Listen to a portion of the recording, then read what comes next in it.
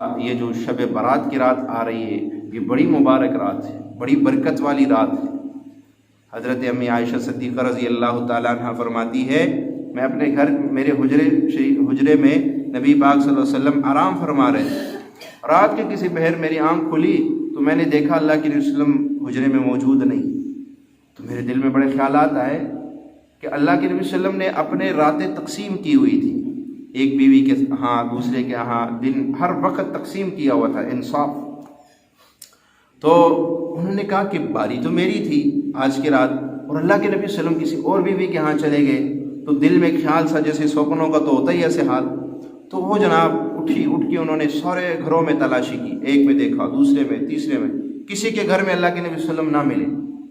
تو اماں عائشہ فرماتی میں چلتی چلتی جنت البقیع تک پہنچی، جو جنت البقیع قبرستان ہے وہاں پہنچی، تو میں نے دیکھا کہ اللہ کے نبی صلی اللہ علیہ وسلم وہاں بیٹھ کے دعا مانگ رہے اپنی امت کے لیے۔ اللہ اچھا، اس حدیث سے ہمیں ایک وظیفہ تو مل گیا، آج کی رات شب برات کی رات کا ایک وظیفہ تو ہمیں مل گیا حدیث سے، کہ اللہ کے نبی صلی اللہ علیہ وسلم دعا مانگ رہے تھے کس کے لیے؟ اپنی امت کی بخشش کے لیے دعا مانگ رہے تھے۔ اللہ اکبر، کتنا خوش قسمت انسان ہوگا جو اس رات میں اٹھ کے امت کے لیے مانگے گا۔ اپنے لیے تو ہر کوئی مانگتا ہے، امت کے لیے مانگنے والا کوئی ہو، امت کے لیے آج مانگنے والے ختم ہو گئے۔ اللہ پیارے نبی کی امت کو معاف کر دے، پیارے نبی کی امت پر رحمتوں کے دروازے کھول دے، برکتوں کے دروازے کھول دے، ہدایت کے دروازے کھول دے۔ یہ بہت، اور یقین جانیے اگر آپ ولایت آپ چاہتے ہیں نا کہ ہم اللہ کے ولی بن جائیں، اور بڑے آسان طریقے سے بن جائیں، میرے مرشد فرماتے تھے اللہ سے یہ دعا مانگا کرو، یا اللہ بغیر مشقت کے، بغیر تکلیف کے، بغیر آزمائش کے اپنا قرب عطا فرما دے۔ اللہ کا قرب بغیر آزمائش کے نہیں ملتا، بڑی آزمائش ہے، بڑی آزمائشیں آتی ہیں انسان پہ۔ اللہ والوں کی زندگی پڑھو، انبیاء کی زندگی پڑھو، پتہ چلے گا قرب الہی یوں نہیں ملتا، قرب الہی کے لیے کتنی تکلیفیں اٹھانی پڑتی ہے۔ بس اللہ سے مانگو، مولا تیرے لیے کوئی مشکل نہیں ہے، بغیر آزمائش کے، بغیر تکلیف کے، بغیر مشقت کے مجھے اپنا قرب عطا فرما دے، مجھے اپنے اور اپنے حبیب کی سچی غلامی عطا فرما دے، اور مجھے اپنے مقرب بندوں میں شامل فرما دے۔ یہ دعائیں مانگنی چاہیے اللہ سے۔ تو اور سب سے آسان ولایت کا سب سے آسان نسخہ امت کے لیے مانگنا شروع کرو، امت کے لیے مانگو، سب کے لیے مانگو۔ ایک فرقے تک اپنے آپ کو محدود نہیں رکھو کہ اللہ میرے فرقے نو بخش دے، باقی سارے تو ویسے ہی جہنم میں جائیں گے، جانا تو ہم نے جنت میں ہے۔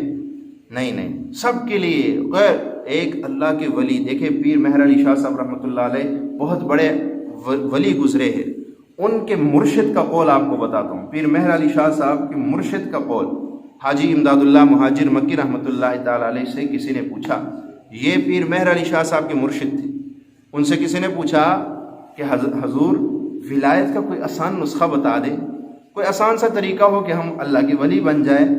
تو فرمایا میں ایک آسان سا نسخہ بتاتا ہوں اللہ کی ولی بننے کا۔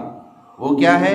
فرمایا جب کوئی غیر مسلم دنیا سے بغیر کلمے کے مر جائے، جب کوئی غیر مسلم دنیا سے بغیر کلمے کے چلا جائے، تو ایک کونے میں بیٹھ کے اس کے موت پہ چند آنسو بہا لے اور کہے مولا یہ میری غلطی تھی، میں اس کو کلمے کی دعوت نہ دے سکا، میرے پاس اتنی بڑی نعمت تھی میں اس تک نہ پہنچا سکا، آج یہ بغیر کلمے کے چلا گیا، مولا یہ باقی جتنے ہیں ان کو تو کلمے والی موت دے دے، یہ باقی جتنے ہیں ان کو کلمے والی موت دے دے، بس کہا تو سب سے بڑا ولی بن جائے گا، اور بڑا شارٹ کٹ راستہ۔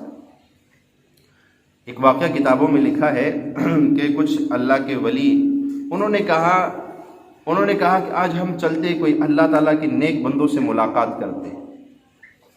وہ کہتے ہم نے سفر شروع کیا، سفر کرتے کرتے کرتے پہاڑوں پہ چڑھتے ایک جگہ ایسے ہم پہنچے کہ ان میں سے ایک ساتھی جو تھا اس کے پاؤں میں چوٹیں لگنا اور دردیں، اور جناب کیونکہ سفر اتنا لمبا کیا تو وہ کہتے ہیں کہ مجھے شدید تکلیف ہوئی، میں تو وہاں بیٹھ گیا۔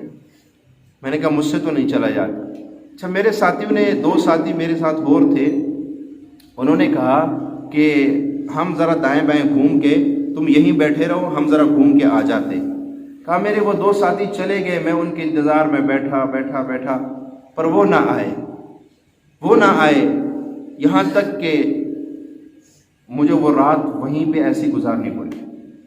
میرے پاس کہا کہ اگلے دن صبح میں اٹھا تو میرے پاس جو تھوڑا بہت پانی تھا میں نے اسے وضو کیا، وضو کر کے کوئی اللہ کیا، پھر دل میں آیا کہ کوئی پینے کے لیے کوئی پانی تلاش کر لوں۔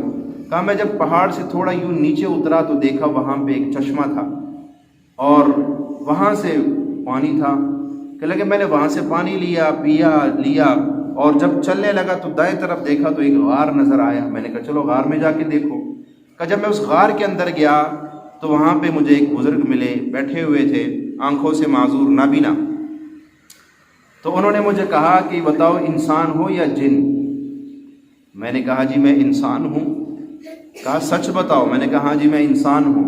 کہا 30 سال بعد آج انسان سے بات کر رہا ہوں، اس غار کے اندر بیٹھا ہوا ہوں اور 30 سال بعد آج کسی انسان سے بات کر رہا ہوں۔ 30 سال ہو گئے میں نے کسی انسان سے بات نہیں کی۔ کہا میں نے اس سے باتیں کی، انہوں نے کہا مجھے لگتا ہے آپ تھکے ہوئے، آپ ذرا اندر کمرے میں چلے جائے، آرام کرے، بعد میں بات کر لیں گے۔ کہا میں تو ویسے تھکا ہوا تھا، میں وہاں جناب کمرے میں لیٹ گیا۔ ظہر کے ٹائم انہوں نے مجھے اٹھایا تو میری تھکاوٹ دور ہو گئی، وضو کیا، ہم نے نماز پڑھی۔ میں نے ان سے پوچھا کہ آپ اس غار میں 30 سال سے رہ رہے ہو، آپ کے کھانے پینے کا؟ ان کے بس اللہ مجھے کھلاتا ہے، میری یہ ڈیوٹی ہے، میں یہاں بیٹھا ہوا ہوں، اللہ کر رہا ہوں اور مجھے جو ہے یہاں روزی ملتی ہے۔ کہا ظہر کی نماز انہوں نے پڑھی اور قرآن کی تلاوت شروع کر دی اور عصر تک قرآن پڑھتے رہے۔ عصر کے بعد ہم نے نماز پڑھی تو عصر کے بعد انہوں نے ہاتھ اٹھا کے یہ دعا مانگی، اللہم اغفر امت محمد، اللہم ارحم امت محمد، اللہم اہد امت محمد، اللہم استر امت محمد، اللہم اجبر امت محمد، اللہم فرج عن امت سیدنا محمد۔ یہ دعائیں انہوں نے 3 بار ساری دعاؤں کو انہوں نے مانگا۔ کہنے لگے اس کے بعد میں نے کہا یہ دعا، کہا اسی دعا سے تو مجھے یہاں روزی مل رہی ہے، اسی دعا سے تو میری ساری ضرورتیں پوری ہو رہی ہے۔ میں نے کہا مجھے بتائیے یہ دعا آپ کو کس نے سکھائی؟ انہوں نے کہا یہ بہت بڑا راز ہے، اگر یہ میں آپ کو بتا دوں تو آپ اس کو جو ہے آپ میری اس بات کو ہضم نہیں کر سکو گے۔ بہرحال اگر آپ اللہ کے ولی بننا چاہتے ہو تو آپ ان دعاؤں کا اہتمام کرو صبح شام 3 مرتبہ۔ اللہم اغفر امت محمد، اللہ ساری امت کو معاف کر دے۔ اللہم ارحم امت محمد، اللہ ساری امت پہ رحم کر دے۔ اللہم اصلح امت محمد، اللہ ساری امت کی اصلاح فرما دے۔ اللہم اہد امت محمد، اللہ ساری امت کو ہدایت عطا فرما۔ اللہم فرج عن امت سیدنا محمد، اللہ ساری امت کی پریشانیاں دور کر دے۔ اللہم اجبر امت محمد، اللہ ساری امت کی تنگ دستیاں دور کر دے۔ یہ دعا کہا کہ جب یہ دعا انہوں نے مجھے کہا کہ یہ دعا آپ پڑھا کریں، اور پھر فرمایا کہ اگر تو اس دعا کا اہتمام کرے گا اللہ تجھے ابدالوں میں تیرا شمار کر دے گا۔ ابدال جو قطب ولی اور قطب، یہ قطب سب سے ابدالوں سے، قطب سے اوپر ابدال ہے، اور پورے دنیا میں فرمایا 40 ابدال ہوتے ہیں، 40 ابدال جن کو اللہ نے روحانی دنیا کا نظام چلانے کے لیے لگایا ہوا۔ تو اللہ اس دعا کے پڑھنے والے کو اللہ اس کا شمار ابدالوں میں کر دیتے ہیں، اور پورے دنیا میں صرف 40 ابدال ہیں۔ اور جو اس دعا کا اور یہ تنبیہ الغافلین جو کتاب ہے علامہ سمرقندی رحمۃ اللہ تعالیٰ علیہ، اس کے اندر ہم پڑھ رہے تھے اللہ تعالیٰ کے جو ابدال ہیں جن کو ہم ولایت کا سب سے اعلیٰ مقام ملا ہوتا ہے، تو فرمایا ان کا عمل کیا ہے کہ وہ ولایت کے سب سے اعلیٰ درجے پہ پہنچے۔ کون سا؟ وہ ساری رات، ظاہر بات ہے ولایت کے اعلیٰ درجے پہ پہنچنے کے لیے دن کو روزہ رکھنا پڑے گا، ساری رات نمازیں پڑھنی پڑے گی، دنیا کے کام کو 2 انگلی نہیں لگانی پڑے گی، نہیں۔ فرمایا جو ابدال ہے ان کی کیا ہے کہ وہ ساری امت کی خیرخواہی ہوتی ہے ان کے دلوں میں، بس سب کی محبت ہوتی ہے ان کے دلوں میں، اور سب کے لیے وہ مانگتے ہیں، ان کے ساتھ کوئی ظلم کرتا ہے وہ معاف کر دیتے ہیں۔ بس یہ صفات ہے جس کی وجہ سے وہ ابدالوں کے درجے پہ پہنچے ہوئے۔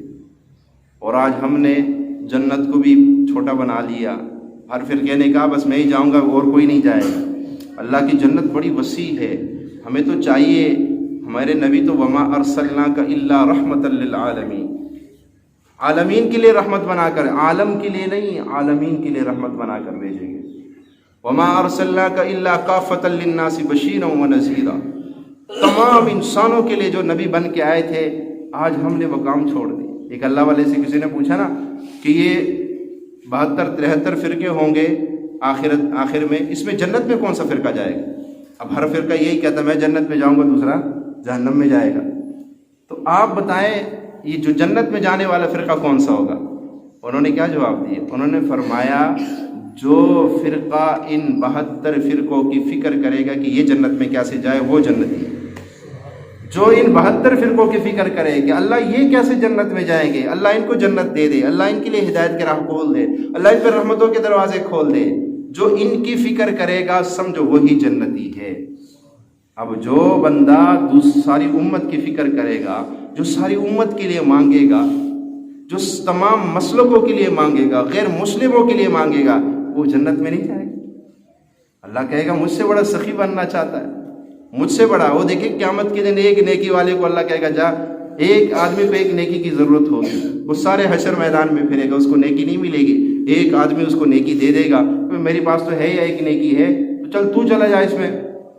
تو وہ ایک نیکی والے کو جب اللہ بلائے گا نا، کہے گا کہ تو نے اس کو کیوں نیکی دی؟ وہ کہے گا اللہ میرے پاس تھی ایک، میں نے کہا چلو اس کا بھلا ہوتا ہے تو اس کا ہو جائے۔ اللہ کہے گا اچھا تم مجھ سے بڑا سخی بننا چاہتا ہے۔